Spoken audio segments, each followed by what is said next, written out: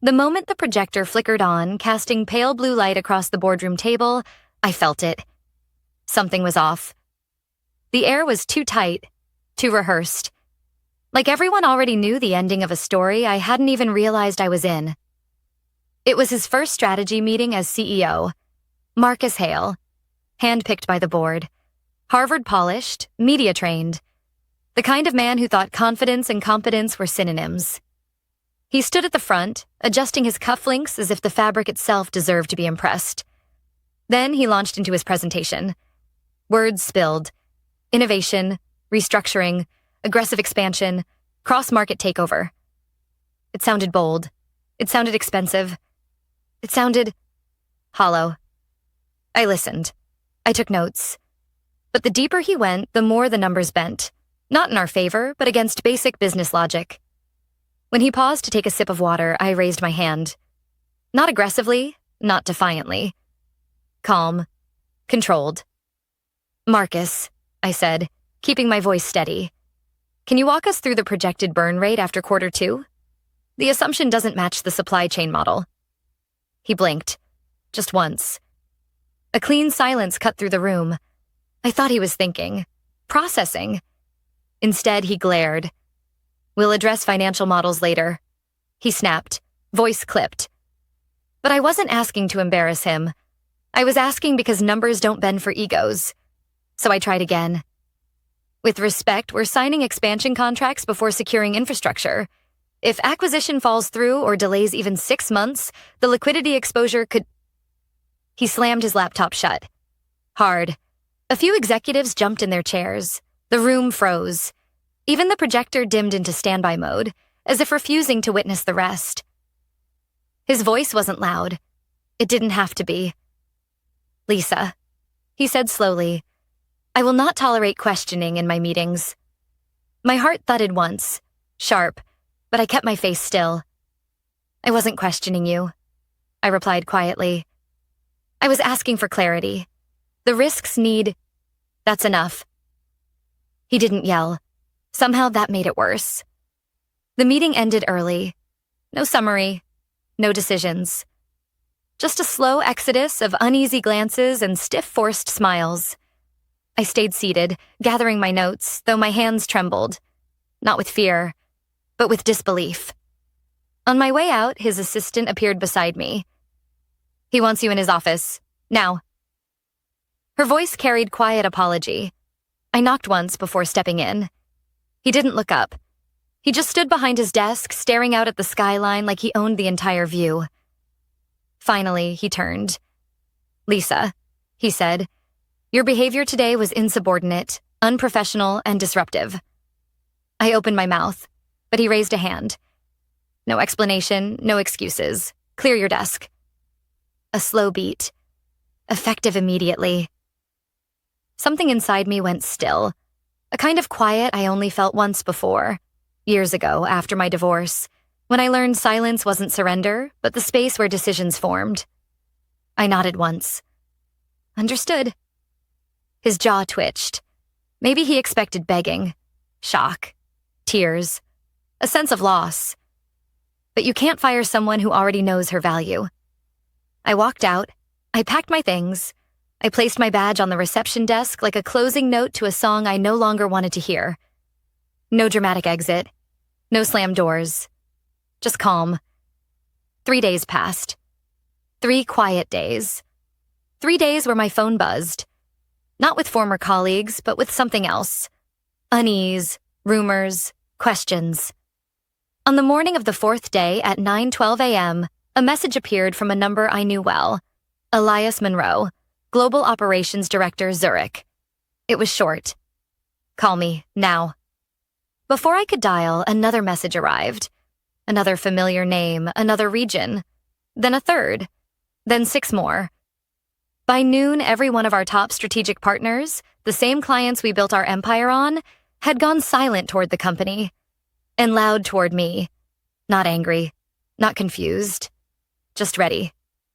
Ready because while Marcus built speeches, I built relationships. And relationships don't vanish because a title does. By sunset, the boardroom I once sat in was in chaos. 6 of our largest accounts, worth $2.3 billion in pipeline and renewals, had frozen communication. Not canceled, not renegotiated. Just paused, waiting. For me. That night, I sat alone in my apartment, the city lights glowing through the window, and for the first time since the meeting, I allowed myself to exhale. They thought pushing me out was the end.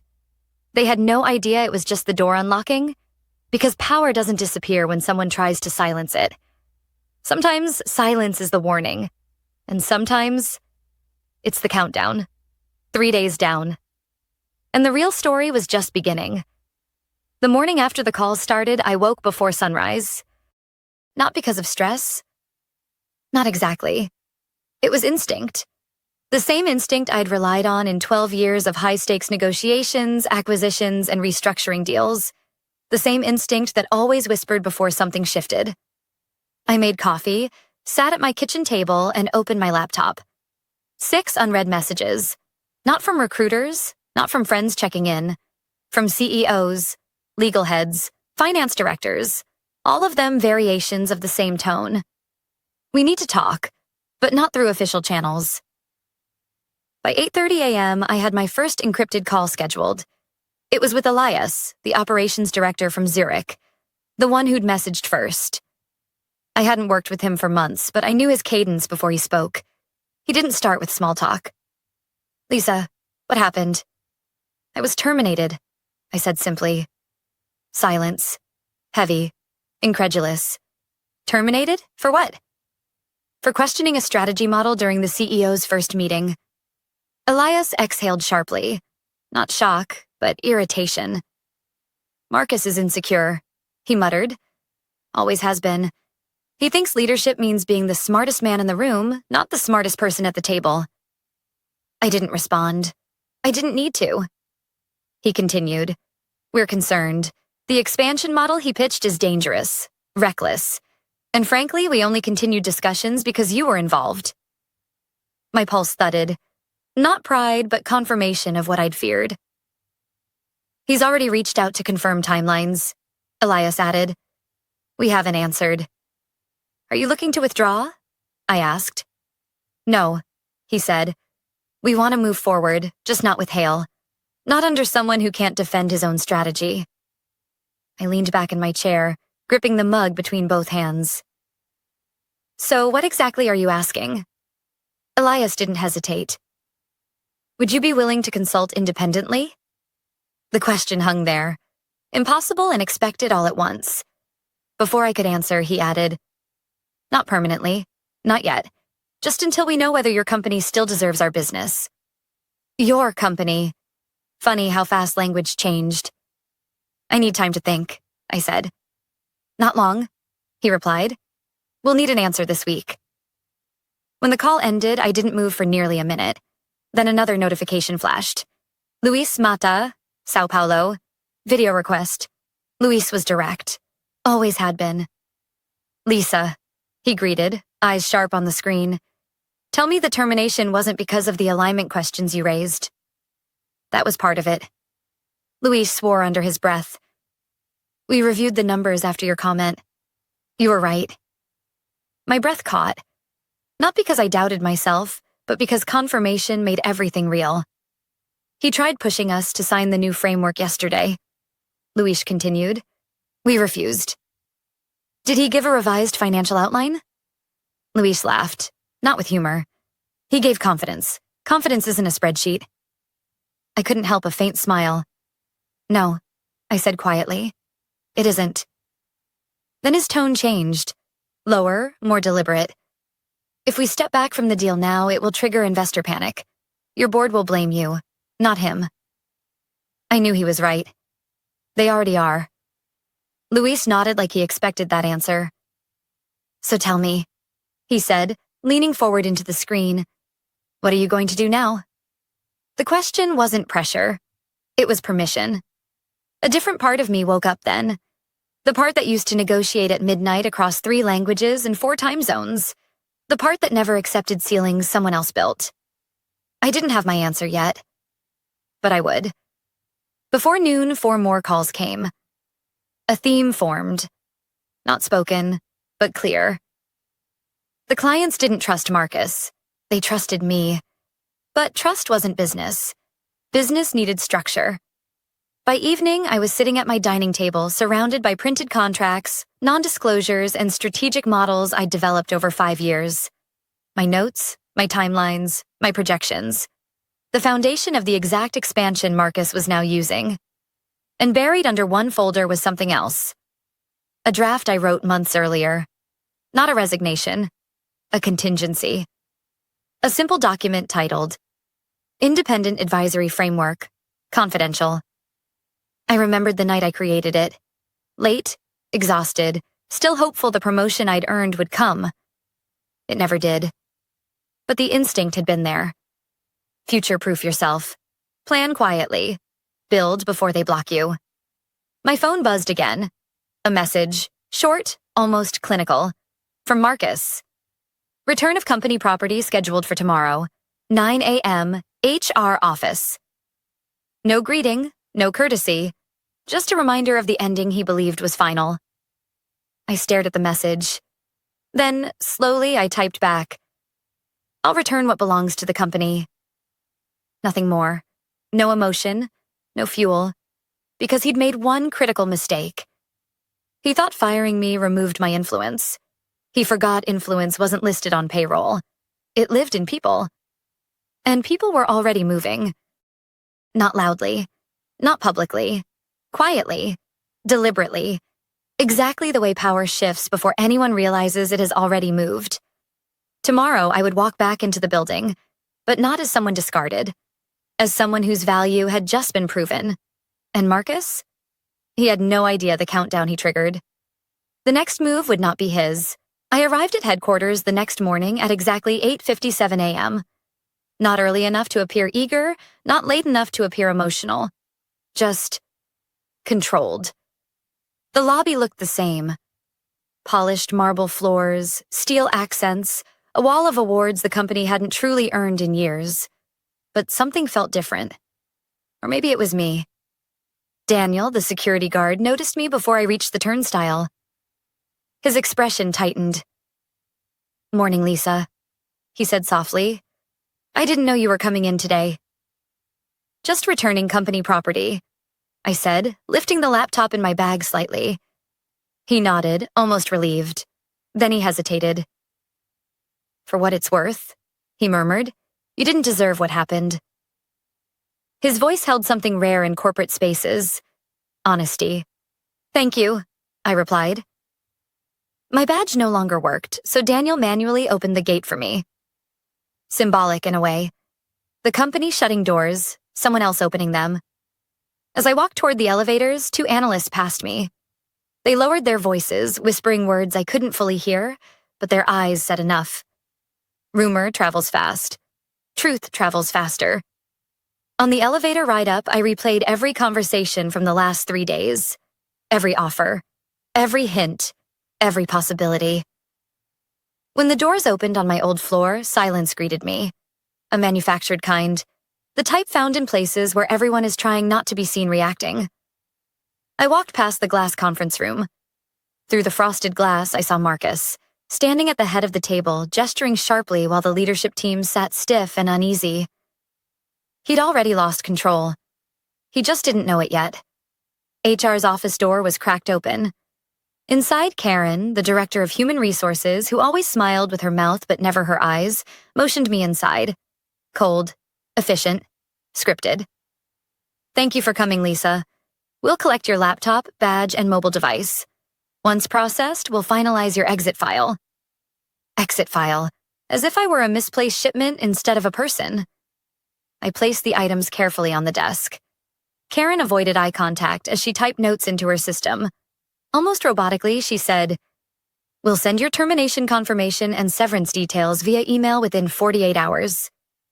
"Of course," I replied. She forced a polite corporate smile. "Is there anything you need?" "Yes," I said.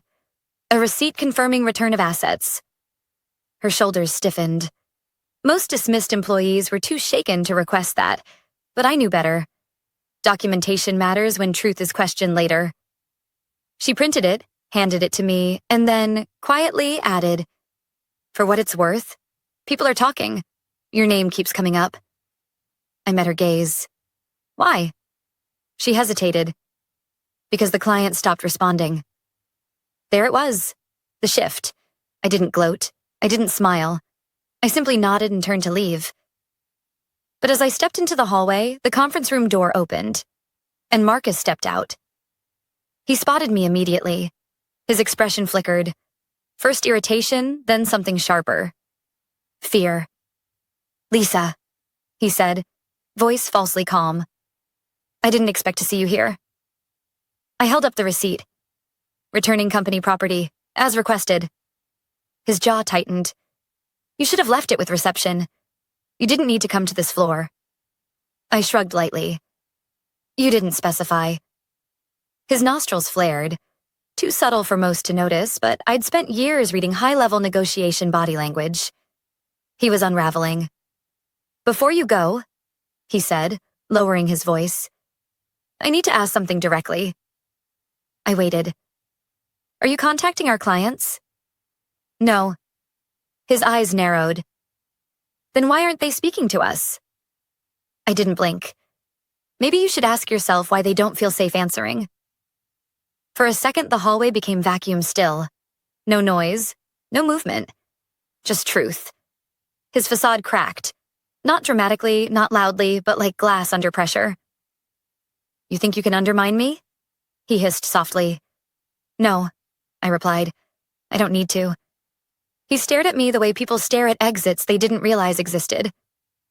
"You'll regret this," he said finally. I tilted my head. "No," I said quietly. "You will." Then I walked away. Not rushed, not triumphant. Just steady. Because revenge doesn't always start with a plan.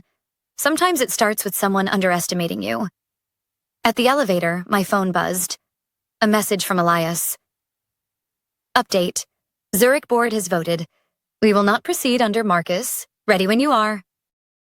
My pulse didn't spike. My breath didn't catch. I just whispered the truth aloud. This isn't fallout.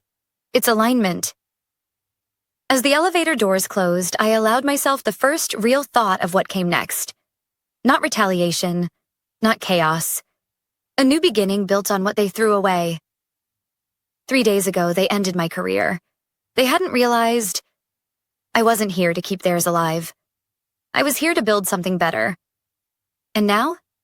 The shift was no longer quiet. It was inevitable. That afternoon, I didn't go home. I needed space. Mental space, strategic space, space without the weight of a building that no longer held my name or my reason. So I walked. Through the city, past familiar streets and coffee shops where I'd taken late-night calls with international clients. Past the hotel where we'd signed the first major partnership deal. Past places tied to a version of me that belonged to the company. Eventually, I stopped at a quiet cafe overlooking the river. I ordered tea, not coffee. Coffee fueled urgency. Tea allowed clarity. As I waited, I pulled out my laptop. 6 new messages, all from separate clients. All variations of, "We need your terms." Not, "Can we talk?" Not, "Are you open?" But, "We already know what we want. We are waiting for you to lead." Before responding, I opened the contingency draft, my independent advisory framework. The file stared back at me like a challenge. For years, I had built systems, structures, and relationships, always under someone else's banner, always in someone else's shadow, always trusting that merit would eventually matter. But merit doesn't intimidate insecure leaders. It threatens them. My tea arrived. The steam curled upward, slow, unhurried. I watched it and reminded myself, slow is not weak. Quiet is not passive. Prepared is not accidental. I updated the document. Scope, pricing tiers, compliance clauses, risk-sharing models. Nothing aggressive, just fair, transparent, professional. The opposite of how I had been treated. Before sending anything, I made one more call. Not to a client. To Noah Chen, former CFO of an Asian telecom partner who had retired early. Too early, many believed, after corporate politics turned toxic. Noah had always seen things clearly.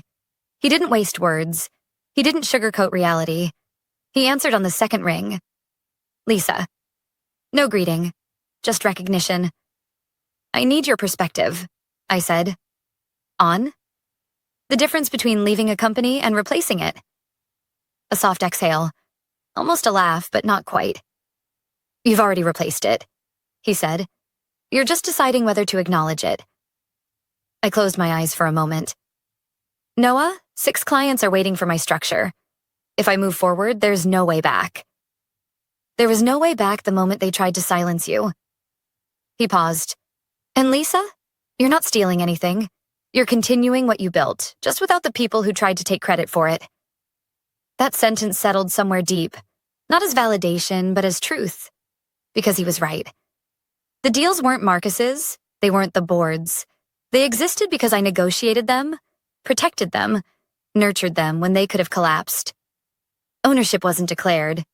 It was earned. When the call ended, I sent one email to all 6 clients at once. Simple, clear, professional, subject. Updated advisory structure attached are the engagement terms. If aligned, I will schedule individual transition briefings and implementation mapping. No promises, no theatrics, just direction. Then I closed the laptop and exhaled. For the first time in years, I wasn't waiting on approval.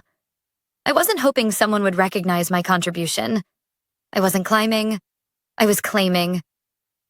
27 minutes later, my laptop pinged. 1 signed contract, then another, then 4 more.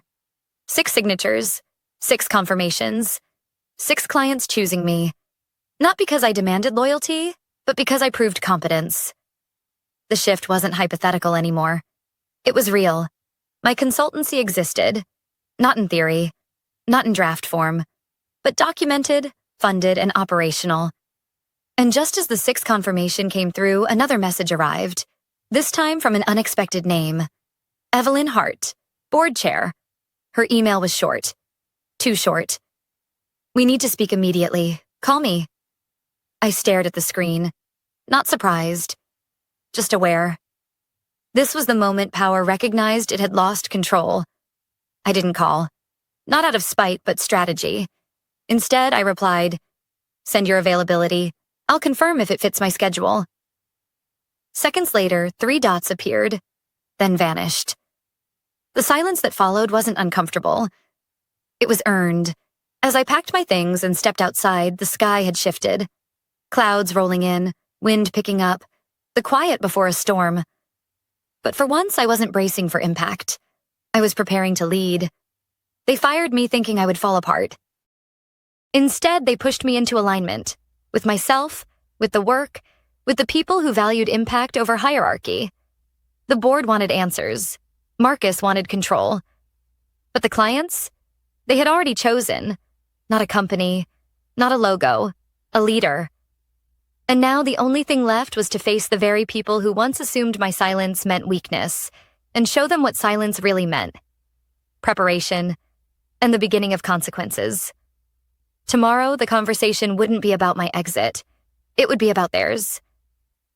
2 days later, I walked into the building again. But this time, not because I was summoned. This time, I had a scheduled meeting with the board.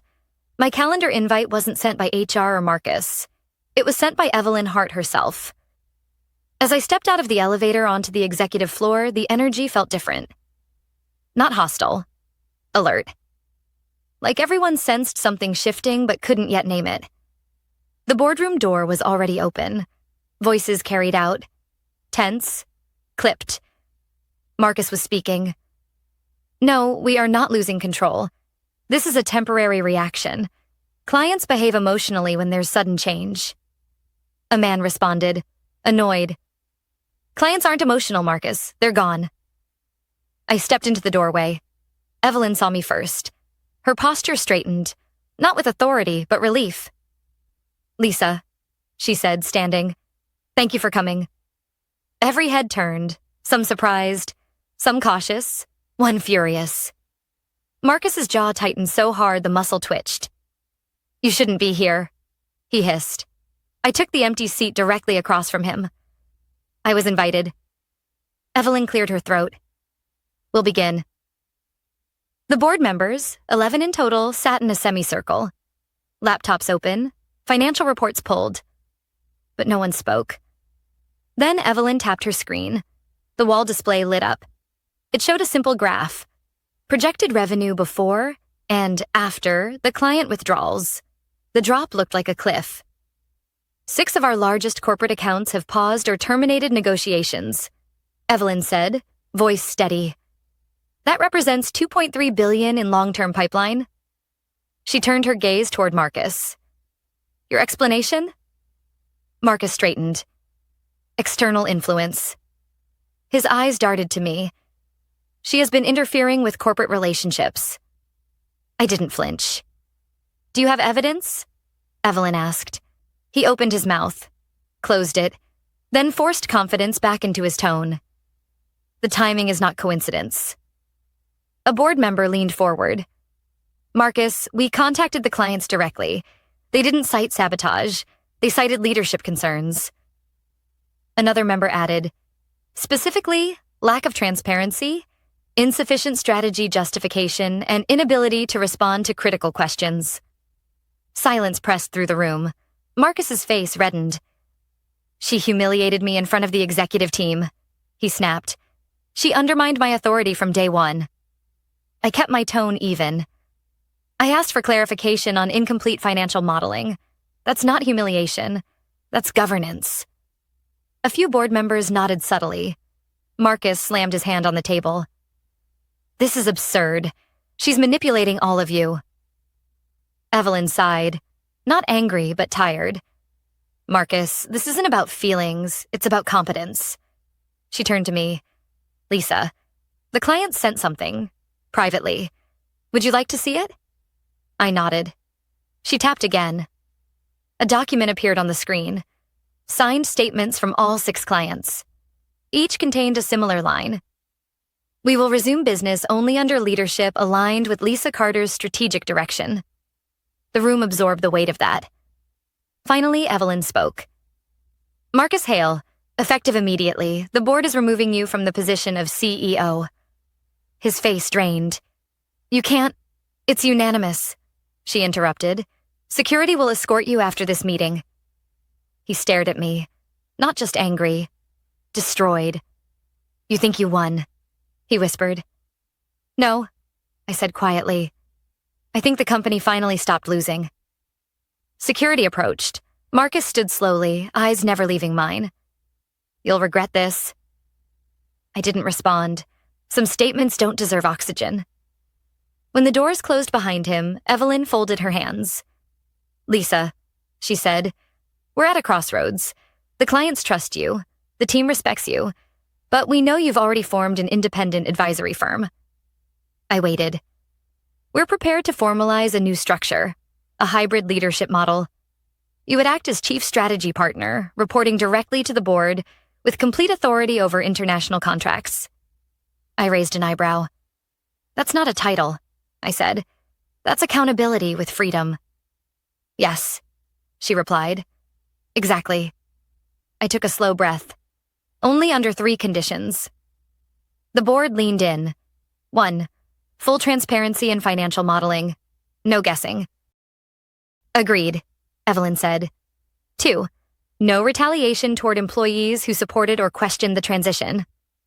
A few board members exchanged uneasy glances, but Evelyn nodded. Done. And 3, I said, locking eyes with each of them. I choose my team. A beat of silence. Then Evelyn stood and extended her hand.